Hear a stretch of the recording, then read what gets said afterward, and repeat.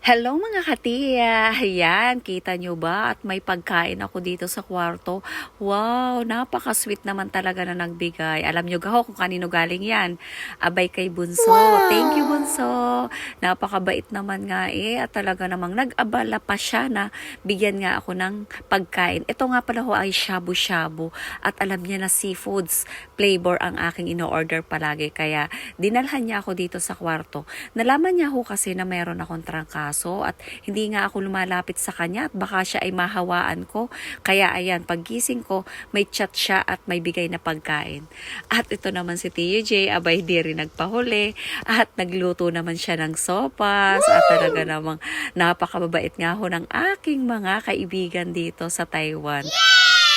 Ay yung matutulog na nga ho sana ako pero nag-chat nga si Tio J at sabi niya, Tia, bibigyan kita ng sopas ng luto ko. Tikman mo nga kung masarap.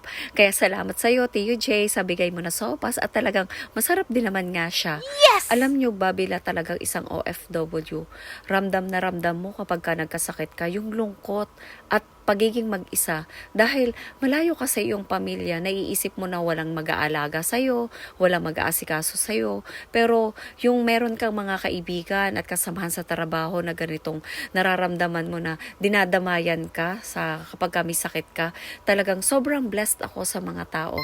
Salamat din nga po pala kay Yadja na aking ka-roommate na binigyan niya din ako ng gamot at nagpapasalamat ako sa kanila dahil hindi lang sa suporta nila dito sa akin sa pagre-reels, kundi talagang nararamdaman ko ang pagiging tunay na kaibigan ko sa kanila. Yes! Kaya thank you sa inyong lahat at sana i-bless pa po kayo ni Lord.